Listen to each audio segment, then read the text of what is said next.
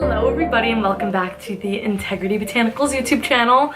Excuse the lighting today. It's a little stormy weather out there. I am in Florida. It's not hurricane time yet, but bad weather is definitely a brewing. So today I'm going to be reviewing and swatching the Sappho New Paradigm eyeshadows. There are 14 shades. There are a ton, and I just so happen to love them. It's what I got on my eyes today. It's what I have on my eyes often, and if you guys did not already know, the entire Sappho or New Paradigm line is 100% vegan, these shadows included, of course. Like I said, there are 14 shades and they retail for $21 a piece. When you receive them, you are going to get them in sort of this little sachet. They do not have any pans, unfortunately, but I don't like collecting a bunch of single eyeshadows. But because of this, they are in fact magnetic. If you guys didn't know, I mentioned this a handful of times.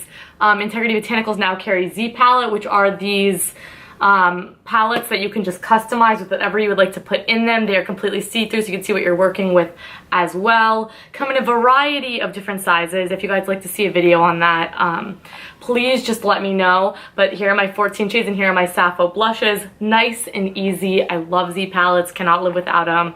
And without further ado, we got a lot of swatching to do, so let's just jump right into it. First and foremost, we have the shade Turtle, and this is a beautiful matte sort of yellow bone shade. This is what I hit the brow with every single day to help blend everything out. Oftentimes I will start out an eyeshadow look with this shade as well, sort of set the concealer over the lid, give me a nice base to work with, help the rest of the shadows blend. This has a little bit of like a whitish yellow to it, so it's perfect. Obviously, if you have a deep complexion, I think it's ashy on you, but if you have a fair complexion like myself, or maybe if you have a deep complexion and you want something that is like really white just to clean up underneath that brow, this might be a good option for you. But I do think the next shade would be even better. The next shade is Deep Diane, and Deep Diane is similar. It's just much more yellow, like a banana powder sort of thing. So I really like this shade too. It just sort of depends on the look, sort of depends on the mood. The pigment on all of these shadows, I mean, are gorgeous. And those two shades I just mentioned are matte. Like I said, Deep Diane's a very similar shade. Just has a much stronger yellow base to it. Looks like a banana powder. I'd honestly be curious to see if you sort of highlighted the face with that a little bit. That might be a good experiment. Maybe I'll document that in a future video, but that is Deep Diane. Moving along to a beautiful shimmer shade. This is the shade Rebekah, and Rebekah is not the most saturated in pigment shade. Obviously, if you use any natural shadow wet, they have a lot more pigment. But Rebekah is sort of a fine shimmer. I do have it on my inner corner just a little bit today if you're sort of picking up on that shine.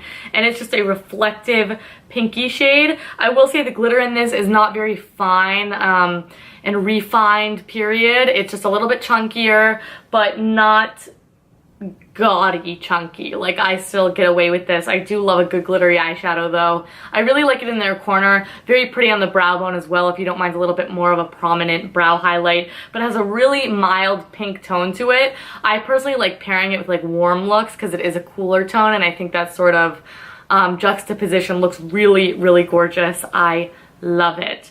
Moving along to an eyeshadow I probably use on an every single day basis, the Dream Crease shade. This is the shade Beckitt. Beckitt is a matte shade as well, and it's a matte sort of mid-tone camel brown. Has a ton of warmth to it. Blends like a dream, works well with any shadow that you could pick up from Sappho in the New Paradigm collection. It's stunning, and like I said, just has a true camel tone to it. Very strong orange undertone, so very, very warm indeed. Moving along to Minaz. Minaz is one of my favorite shadows from the line. I do have it all the way across my lid today, and it is the most beautiful, unique golden shade. This one is more sheeny, has no glitter in it, but a gorgeous, I don't want to say quite metallic, it's not that vibrant, but a gorgeous sort of metallic finish to it. And this applies best with the finger, with the brush. I don't tend to get the most amazing results with this. However, if I do want to like bring it up into my crease and make it nice and neat, I will take a brush, but for the majority of the laying down in the color, I do take my finger. And Minaz is very, very pale golden shade. If you have a deep skin, I think it'd be great to highlight the brow bone and inner corner with, but for me, it is like the best lid shade ever. I adore it. Moving on to the shade Laura, this is another really good staple, a little bit darker than Beckitt, not quite as warm but still in the warm vein, and this is almost a little peachier and has shimmer to it. Beckitt has no shimmer to it at all. This almost has a sheen to it, sort of picks up in the light. I would describe it more like a satin because it's not metallic, definitely not a full-on dry down matte, but it's gorgeous. This would be a really nice one to put over the lids too, sort of one wash over the lid, one and done sort of shade, which, come on, how could you not love those? Really, really easy for everyday wear. Moving along to Norma, which is again sort of in the same family but much deeper, and the pigment on Norma, I think bronzes, both conventional and natural shadows, just have beautiful pigment to them. You can't really go wrong, and Norma is no exception. Norma is a bronze that has sort of like a warm brown base. It's stunning, hyper pigmented. Used it in a tutorial where I put it all over the lid, but you can deepen up the crease with it. I do think I took a tiny bit of it in my crease today just to sort of make it a little bit smokier, but I love this shade. Great for the crease, or if you have a deeper complexion, this would be a nice lid shade on you. Moving on to a little bit of color, a little bit of fun stuff. They did a couple pops in there. The next shade is Patricia, and Patricia is this very, very pale lilac. I actually have only swatches. I haven't used it on my face. Oh my, the pigment on this is freaking sane. It is pastel. This is awesome. I think even though we're going into fall, this might be like, maybe I could do a purple smoky eye. Let me know if you guys want to see that, or maybe something a little bit more wearable. You just let me know, but I think this needs to be featured. It is just a true lilac with quite the gray undertone. It's absolutely stunning. I'm wild about that shade. That is gorgeous. Moving along to its deeper, darker sister, this is the shade Gitte, Gitte. Ooh, help me out here, guys. Let's say Gitte for now. But this is a deeper purple. Oh, by the way, Patricia is matte. This is a deeper purple with a little bit of a sheen to it. Again, beautifully pigmented. Purple sometimes can be patchy. It's just one of those things that are hard to formulate, and Sappho has done just a stunning job with these. This has a dark purple base and almost like a lighter purple reflect to it. It's really unique, and I think really fun for fall. I think you can even throw that in the crease, because though it has that little bit of a sheen to it, it's not heavy, it's not metallic at all. It's really wearable and really stunning.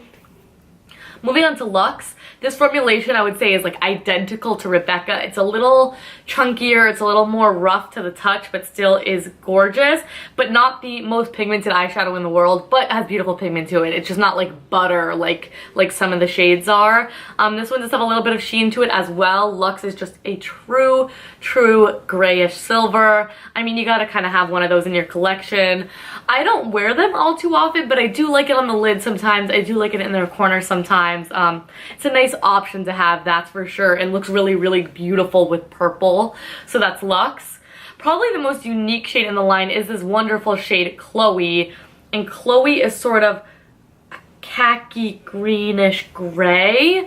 Really wearable for my girls who like taupes out there, my girls who like their cool tones. I think you just might have to try this out. The slight little bit of green to it makes it really wearable and really appropriate for the fall season that is approaching, like rapid fire. It's absolutely stunning, and that is Chloe. I also think that would look nice with the purple shades, would look nice with the warm brown too, just to sort of balance it out and maybe smoke out that dark green on the lashes. Oh, I love swatching eyeshadow. It gives me so many ideas. If there's anything you guys particularly want to see, give your girl a holler. Last three shades here, some good standard shades. We have the shade Jono. Jono is just a beautiful richly pigmented dark brown. It's dark, but it's not too dark. It's not almost black. That's not, if I want to wear a brown eyeshadow, I don't want to wear one that's almost black, but that's just me. I do have Jono pushed into the root of my lashes, like I set some of the antonym liner, and I do have it on the bottom here, and then I smoked it out with Beckitt. The tone of it is just great, rich chocolatey hue, and I think that would work on just about every single skin tone right there. Then we have the shade Amanda, and Amanda is a beautiful matte bluish black shade, similar to, I can't remember the name, Kier Weiss has a similar shade, but what I love about this one is you can really pick up the blue in it. So sometimes people don't like how harsh black is, so you can either use Jono, which is a nice dark brown. That's obviously a lot more wearable, but the blue in this would either tie in a blue smoky eye really beautifully, or even just if you did this all over the lid, like for a dark black blue smoky eye, that would just be freaking believable. It's almost like a navy is how I would honestly describe it. The blue is really quite prominent, which I really appreciate in that shade as well. And it's pigmented as ever. I can't even get it off the back of my hand right now. And wrapping it up with Raven, and Raven is sort of the black of the family. What I like about Raven is that it's nicely pigmented, but it's not so crazy pigmented, which unless you are just an expert with black eyeshadow, which I myself am not even because I use it very sparingly, having a black shadow that you could build up that blends really nicely is sort of key. Yeah, it's nice to swatch something and have it be like butter and the pigment is insane, but it makes it a lot harder to blend out, especially black. Like I said, I use it just usually on my lash line. Sometimes I'll do the tiniest bit in the outer corner of a smoky eye, something like that, but it's nice to have a good matte one in the bunch. Amanda is matte as well, in case you guys, in case I did not mention that. But that is it, you guys, all 14 of the amazing Sappho New Paradigm eyeshadows. We got some matte, we got some shimmers, we got some metallic, we got some in between. I think they did a sick job with the shade range. Like, you honestly, besides maybe Turtle and Deep Diane, you could get away with owning all of these and I think justifying it. But if I had to pick my favorites, Beckitt, Minaz, Patricia, and Turtle are probably up there. I really like that Amanda one as well, though I don't get that much use out of it. And you can't go wrong with Jono, a deep brown. You gotta have it. I love it. These are pressed. I will also link the Z palettes down below so you guys could check that out. I think consistency-wise, this is very, what am I trying to say? It's very consistent.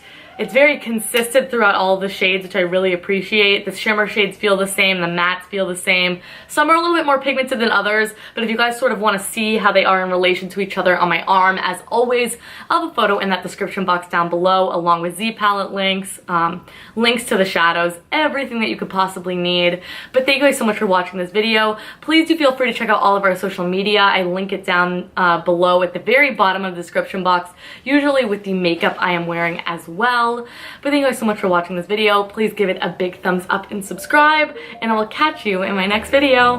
Bye!